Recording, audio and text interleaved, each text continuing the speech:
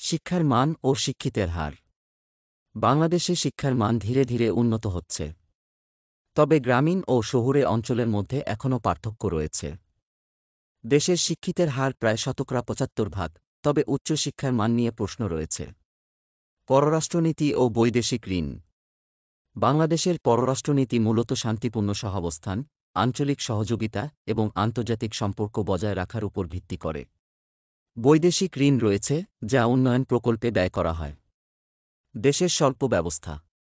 বাংলাদেশ একটি উন্নয়নশীল দেশ, যেখানে কিছু শিল্প দ্রুত উন্নতি করছে।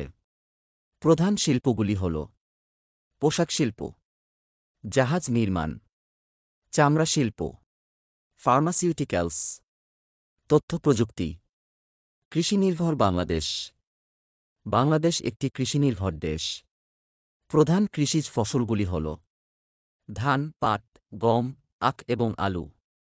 ঐতিহাসিক ও পর্যটন স্থানসমূহ: কক্সবাজার সমুদ্র সৈকত।